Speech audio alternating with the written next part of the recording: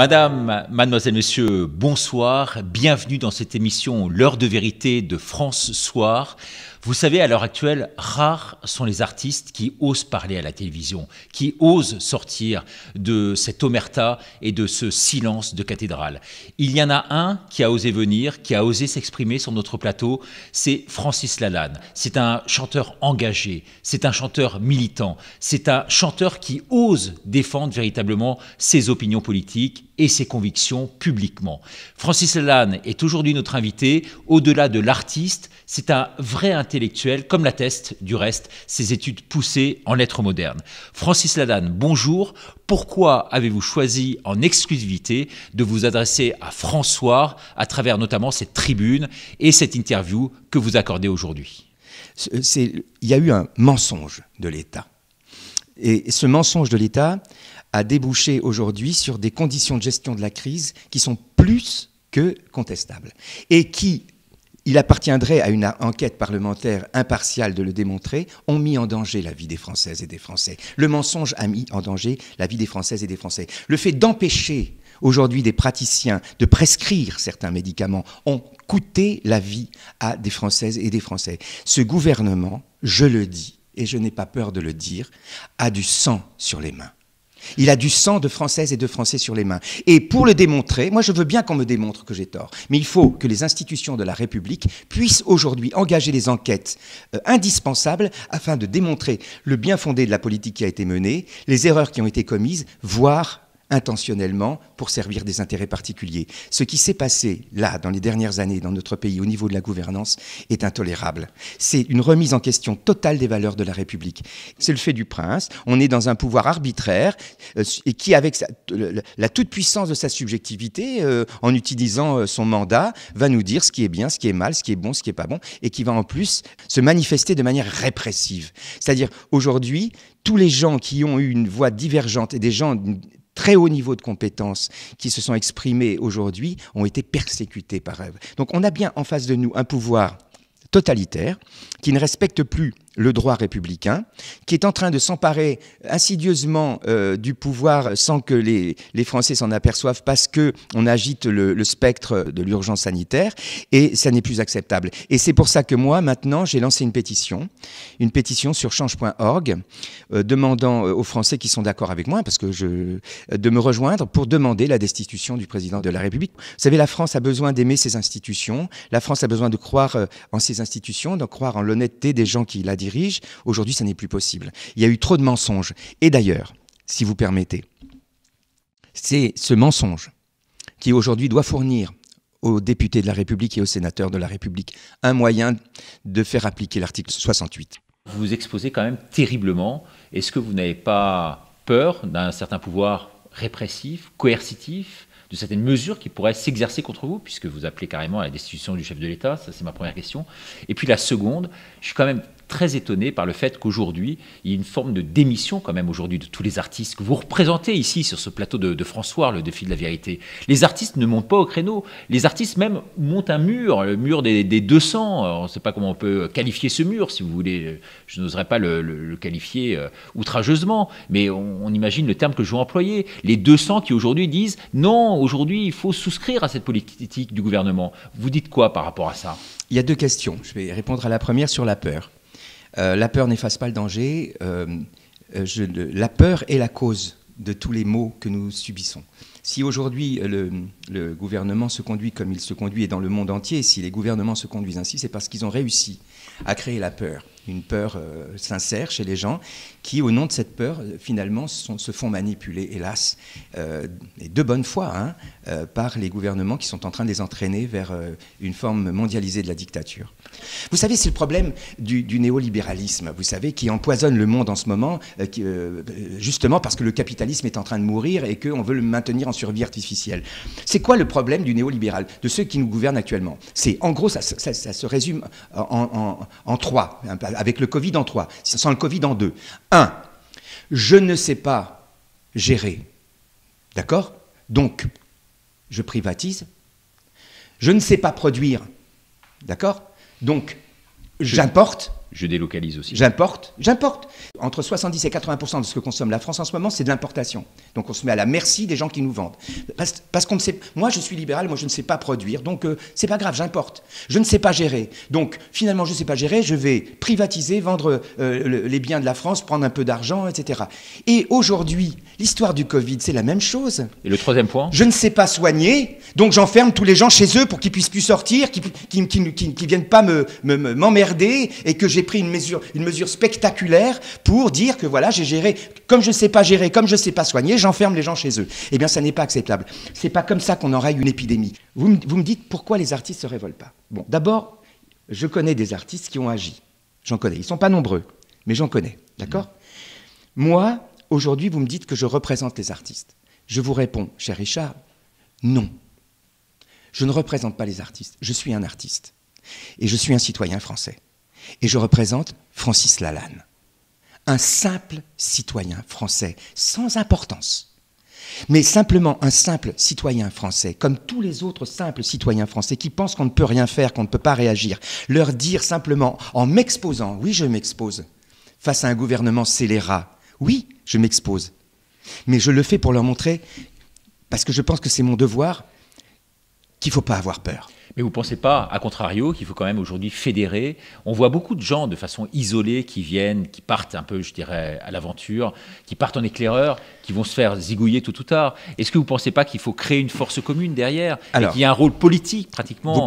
Vous parlez à quelqu'un qui, pendant 10 mois, a marché tous les samedis et a été rencontrer tous les gilets jaunes que j'ai pu rencontrer sur divers ronds-points en France. J'ai donné 1 an de ma vie à cette réunion qui a été celle des gilets jaunes. Et ça vous a coûté beaucoup, parce qu'il faut le dire, pour Fort Boyard notamment, où vous occupiez un rôle majeur, oui. Vous avez été carrément censuré, blacklisté à cause de cela, parce que vous avez porté un gilet jaune. Entre autres. Et cela dit, vous voyez, donc je n'ai pas eu peur, et je n'ai toujours pas peur. Parce que je pense que c'est notre devoir à chaque citoyen, qu'on soit artiste ou pas artiste, de ne pas avoir peur et de s'engager pour défendre les valeurs de notre République et pour défendre la nation. Voilà. Contre ceux qui veulent s'emparer du bien public. Le gouvernement actuel, c'est comme si la puissance publique voulait s'emparer du bien public. Il faut que ça s'arrête. Aujourd'hui, moi, ce que j'ai vu dans la rue, ce que j'ai vécu avec les Gilets jaunes, ça n'est pas la France. Et moi, je vous assure, la France, elle a besoin d'aimer sa police. Et moi, je pense que la police, aujourd'hui, elle est victime, comme les citoyens français, d'un abus de pouvoir caractérisé aujourd'hui. Et cet abus de pouvoir, il faut pouvoir le démontrer si j'ai tort. Okay ? Pourquoi aujourd'hui, des employés du peuple, que sont les ministres, que sont le président, que sont tous ces gens-là, pourquoi ne devraient-ils pas rendre des comptes au peuple ? Il faut qu'il y ait une enquête parlementaire qui s'interroge sur le bien fondé des mesures qui ont été prises par ce gouvernement depuis le début de la crise. Et cette enquête parlementaire démontrera, 1, qu'il y a eu un mensonge, qu'il y a eu des mensonges répétés, que ces mensonges ont mis en danger la vie des Français, et que par la suite, il y a eu des interdictions de prescrire faites à des médecins, et que ces interdictions ont mis également en danger la santé des Français. Et cette chaîne des mensonges doit permettre aux députés et aux sénateurs qui le voudraient de déclencher l'article 68 et de se déclencher en Oui, mais vous parlez des députés et des sénateurs, mais aujourd'hui les députés et les sénateurs sont dans le rang. Pourquoi ? Parce que le président a créé les conditions pour faire en sorte qu'ils soient quasiment réélus. Et ces députés et ces sénateurs aujourd'hui ne vont pas à l'encontre de cette pensée-là. Alors, pour l'instant, ça, c'est le premier point. Pour l'instant, oui, mais je pense le contraire. Je pense qu'aujourd'hui, même les députés de La République En Marche, ils vont dire quoi quand ils vont se présenter aux prochaines élections législatives ? Ce type est en train de les tuer. Ils vont dire quoi ? On représente ce gars qui a plongé la France dans le chaos ? Non, il faut que eux aussi, ceux de En Marche, démontrent qu'ils ne sont pas au service d'un blanc-bec qui se prend pour le chef du monde. Ils le prennent pour Napoléon, mais Napoléon est en train de devenir Bonaparte. Voilà, mais il aurait fallu mettre Napoléon en prison. Vous savez, vous connaissez cette histoire de Bodin, l'ami de Victor Hugo, qui, au moment où Victor Hugo s'engage avec les députés qui refusent le coup d'État de Napoléon III, il va sur une barricade pour dire aux gens, un peu comme je fais là, vous laissez pas faire, révoltez-vous. Et il y a un ouvrier qui passe comme ça, et qui lui dit, ouais, mais toi, t'es député, tu touches 25 francs, toi, tu te bats pour tes 25 francs, tu te bats pas pour moi, ok ? Et Bodin lui dit, tu veux voir comment on meurt pour 25 francs ? Et là, Bodin monte sur la barricade, prend le drapeau français et dit « À bas le tyran !» Et là, la garde de Napoléon III, qui est en face, tire sur lui et le tue. Victor Hugo n'a jamais pardonné la mort de son ami. Ok, mais ce député, il a montré l'exemple de ce que doit être un député.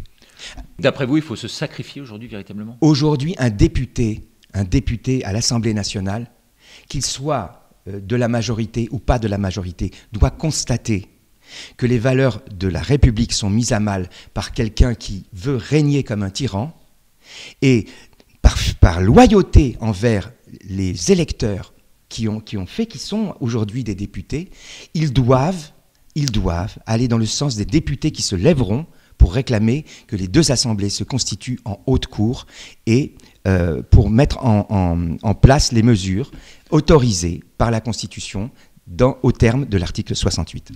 Dans cette tribune de François que j'invite nos téléspectateurs à lire, vous dénoncez à la fois un pouvoir arbitraire, un pouvoir inégalitaire et un pouvoir discriminant. Sur le pouvoir arbitraire, ça vous en avez suffisamment parlé. Sur le pouvoir inégalitaire, vous pensez qu'il y a véritablement une inégalité aujourd'hui de traitement? Oui, il y a une rupture d'égalité quand on considère par exemple qu'une queue devant un fromager, c'est pas contagieux, mais qu'une queue devant un théâtre, c'est contagieux. Ok, discriminant maintenant?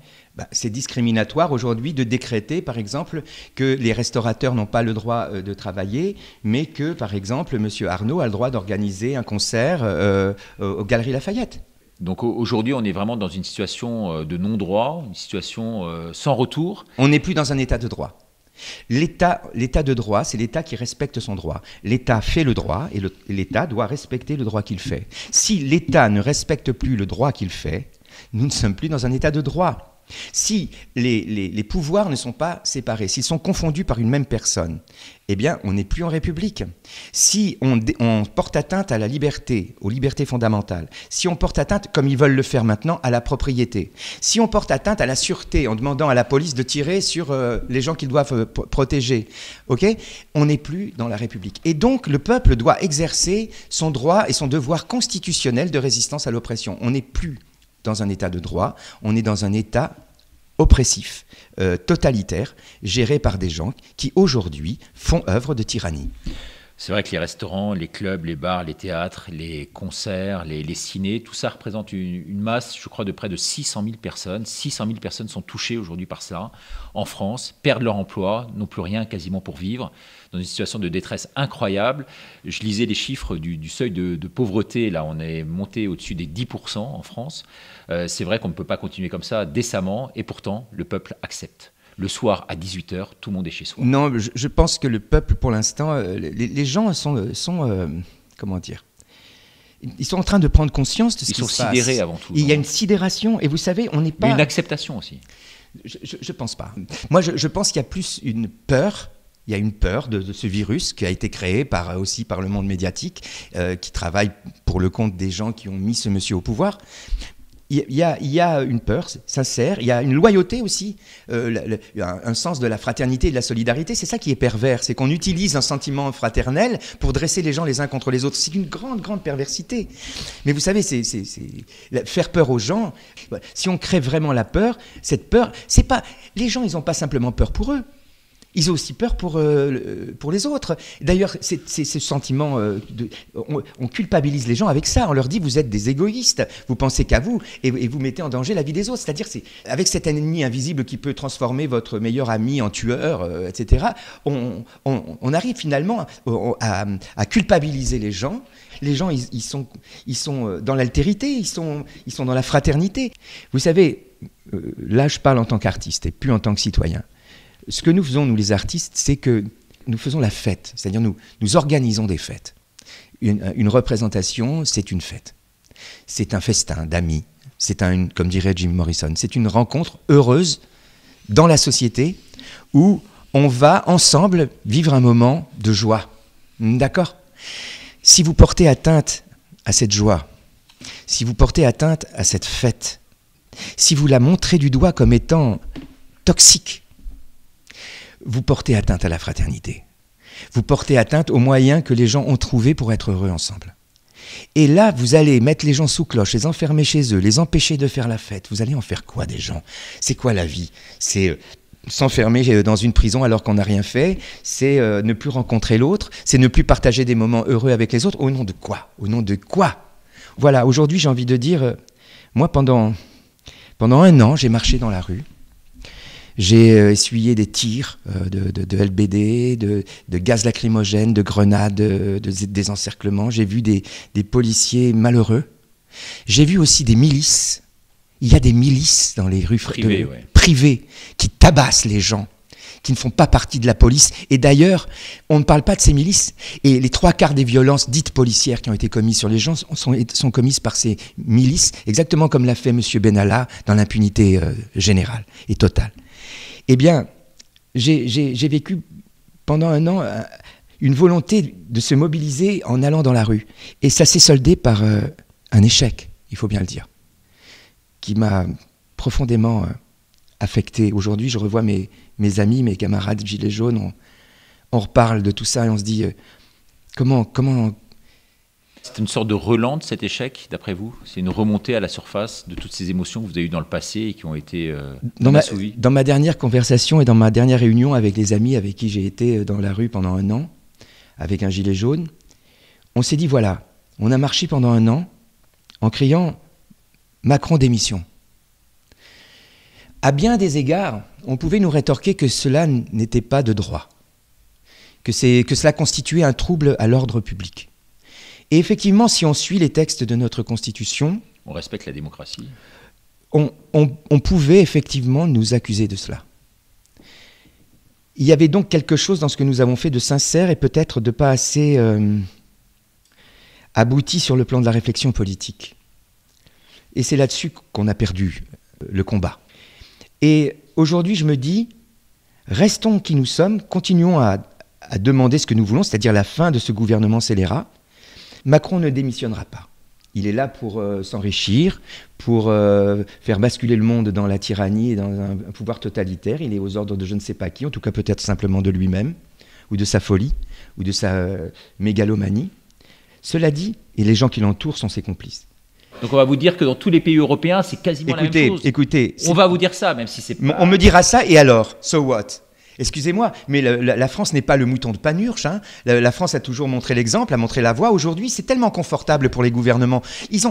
Dire qu'ils ont prémédité tout ça, je ne crois pas. Mais à un moment donné, ils ont vu ce que tout ça pouvait leur apporter et comment tout ça pouvait leur servir à se maintenir. Demain, au nom de l'urgence sanitaire, on va nous expliquer, comme l'a fait d'ailleurs le président de la République, qui nous a expliqué que c'était pas dangereux d'aller voter au premier tour des municipales, mais que c'était dangereux d'aller voter au deuxième tour.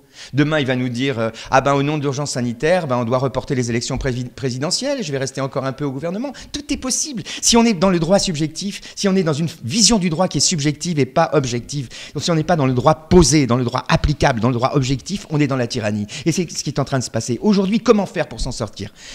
J'ai très humblement et très modestement mis sur change.org une pétition. Cette pétition demande aux députés et aux sénateurs responsables aujourd'hui de déclencher l'article 68 pour procéder à la destitution du président de la République. Si demain, nous sommes des centaines de milliers, peut-être des millions à signer cette pétition, cela aidera et cela confortera certainement. C'est un des moyens, c'est pas le seul. Hein. Les députés qui aujourd'hui voudraient enclencher la saisine de la Haute Cour, ça les encouragera à le faire. Et pour mettre qui en place? Pardon? Pour mettre qui Mais en place? On ne mettra personne en place. On va laisser, comme les institutions, comme la Constitution l'exige, le président du Sénat assurera l'intérim à la tête de l'État jusqu'aux prochaines élections. Et on choisira aux prochaines élections quelqu'un qui présentera un programme sur lequel il faudra qu'il s'engage de manière très certaine et à ne pas trahir le peuple. Vous savez, tant qu'on n'a pas fait tomber un tyran, les tyrans ne se limitent plus dans l'exercice de leur pouvoir. Dans l'histoire du monde, c'est chaque fois qu'on a fait tomber un tyran qu'on a fait évoluer et progresser la démocratie. Aujourd'hui, les gens pensent que ce n'est pas possible. Moi, je dis que si demain, on est aussi nombreux à se mobiliser pour la destitution du président que l'ont été des gens pour empêcher des couples homosexuels de se marier, eh bien, on permettra de créer des moyens citoyens qui donneront à leurs représentants des moyens d'agir en conformité avec la Constitution. Maintenant, je ne pense pas que les députés et les sénateurs devraient attendre cela. Ils devraient le constater eux-mêmes. Ils sont les représentants du peuple, ils sont la représentation nationale. Mais je pense qu'on ne peut pas demander aux députés de se mobiliser si soi-même, en tant que citoyen, on ne se mobilise pas. C'est pour ça que j'appelle aussi à la mobilisation des citoyens. Alors vous votez pour qui, Francis Lalanne? Je me bats pour la France. comme mon père s'est battu pendant la guerre, comme nos parents se sont battus pendant la guerre pour la France. Vous aimez la France encore plus que tout aujourd'hui? Mais oui, j'aime la France. C'est quand même dingue qu'on soit obligé de dire qu'on aime la France. C'est mon pays, la France. J'ai pas envie que la France devienne une dictature. Mon père s'est battu pour la liberté, pour qu'on ait des droits, mais mon grand-père s'est battu pour qu'on ait des droits. Et moi, je vais rester enfermé chez moi alors que j'ai rien fait, et je vais laisser la société française se faire avoir sans me manifester, alors qu'en plus, je suis un intellectuel et je suis un artiste. Non, c'est mon devoir de faire ce que je suis en train de faire. Non seulement c'est mon droit républicain de le faire, mais c'est mon devoir de le faire. Et c'est ça que je veux dire aux gens, n'ayez pas peur de dire ce que vous pensez, n'ayez pas peur d'afficher vos idées. On est en France, on n'est pas dans un pays totalitaire encore. Ça peut basculer. J'écrivais dans une chanson à un moment donné, le vent qui souffle sur la... C'était en 84 que j'écrivais ça. Le vent qui souffle sur la France souffle, dit-on, en liberté, mais prends bien garde aux apparences, car un jour le vent peut tourner. Le vent est en train de tourner. La France, elle n'a pas à faire le mouton de Panurge et à faire ce qu'on fait dans les autres pays. D'ailleurs, dans les autres pays, tout le monde ne fait pas la même chose. Hein. En Suède, on ne fait pas comme en France. Hein. Il y a des pays dans lesquels on ne porte pas de masque. Hein. Ouais, je viens de faire un tour d'Europe. 45 000 km en camping-car dans tous les pays européens, en tout cas une grande partie. Je vois que la situation n'est pas du tout la même, pas du tout celle qui est décrite aujourd'hui par les chaînes de télévision. Ce soir à Madrid, jusqu'à minuit, tout est ouvert en Espagne. D'accord ? Les restaurants, les commerces, les gens sont dans les rues, ils font la fête. Aucune restriction, on vit sans le Covid dans l'une des villes les plus touchées pourtant au monde. Donc aujourd'hui, effectivement, il y a deux réalités. Il y a celle qu'on vous décrit à la télévision sur les chaînes mainstream, et puis il y a la réalité du terrain qui est tout autre. Donc vous avez raison, Francis Lalanne, je pense, de vous battre. En tout cas, merci infiniment et avec beaucoup d'émotion d'être venu sur ce plateau. Peut-être un dernier mot ? Il faut, sur ma pétition ou d'une autre manière, que les Français officiellement se mobilisent pour demander aux députés et aux sénateurs de déclencher l'article 68 et la destitution du président de la République. C'est lui le seul responsable de tout ça. C'est lui, quand il parle à la télévision, qui dit « j'ai décidé », alors que son rôle, article 5 de la Constitution de la France, n'est pas de décider. Son rôle n'est même pas de gouverner, son rôle est de présider et de veiller au respect de la Constitution. C'est la sentinelle du peuple, normalement, c'est lui qui doit veiller à ce que tout ce qui est en train d'arriver en ce moment dans notre pays n'arrive pas. Et vous voulez que moi je ferme ma gueule et que je reste chez moi, à laisser ces gens-là continuer à faire ça, à faire des gardes à vue sans motif, à tirer sur des gens innocents dans des manifestations alors qu'ils ne sont même pas armés et qui font de mal à personne, à leur ôter un œil, à les estropier. Eh bien, je demande que cet individu, que ce blanc-bec, soit destitué par des moyens constitutionnels, non pas des moyens de subversion, non pas des moyens d'agitation de rue, mais des moyens constitutionnels, des moyens qui sont la mise en œuvre d'outils dont la Constitution de la France dispose pour mettre à bas les tyrans. Lorsqu'un président de la République élu se conduit comme il est en train de se conduire, il n'est plus le président de la République. Donc, on a bien compris votre appel, ici empli à la fois d'émotion, un appel extrêmement musclé. Vous dites en gros, aujourd'hui, ce n'est pas par la violence que ça doit se faire, mais par les voies réglementaires. Oui, sans se faire crever un œil, sans se faire arracher un bras. Vous pensez qu'il faut forcément un porte-drapeau dans ce genre de combat ? Vous pourriez l'être, ce porte-drapeau, aujourd'hui ? Vous savez, le porte-drapeau, c'est souvent le gars qui sort de la tranchée quand tout le monde a un peu peur. La personne qui est montée sur les barricades, dont vous parliez tout à l'heure. Et en général, c'est lui qui se prend la première rafale. Celui qui gagne 25 €. Qui meurt pour 25 €. Je suis prêt à mourir pour 25 €. Je suis prêt à prendre la rafale. Pour peut-être que les autres derrière se disent on va y aller aussi. Peut-être un dernier mot sur votre actualité propre. J'avais une tournée de 120 dates qui se déroulait à l'étranger. Et cette tournée a été arrêtée à cause des mesures d'urgence sanitaire. Je ne veux pas pleurer sur moi. Pardonnez mon émotion. Aujourd'hui, oui, je suis touché par ce qui arrive dans mon pays et je suis prêt à me battre et aller jusqu'au bout pour que cela change. Mais je ne suis pas le seul à avoir été touché par ces mesures. Il y a beaucoup trop de gens en France qui sont touchés par ces mesures, qui ne sont pas des mesures scientifiques, qui ne sont pas des mesures médicales, qui sont des mesures politiques. Et donc, il faut aujourd'hui tirer la conclusion des erreurs du passé, se dire que la voie qu'on avait choisie peut-être à un moment donné pour manifester notre désapprobation eu égard aux agissements du gouvernement n'était peut-être pas la bonne aujourd'hui. Je pense que Encore une fois, plus que jamais, il faut avoir foi en nos institutions. Les institutions de la France fournissent au peuple français et à la représentation nationale un moyen de destituer le président de la République s'il se met à agir comme un tyran, c'est-à-dire s'il manque à ses obligations, et s'il manque manifestement à ses obligations. Dans le calme, la sérénité et la détermination, regroupons-nous, reformons le peuple français et mettons à bas le tyran. Merci Francis Lalanne d'être venu. Vous avez compris son appel que vous pouvez retrouver sur la tribune de France Soir sur notre site. Merci beaucoup et à bientôt. Au revoir.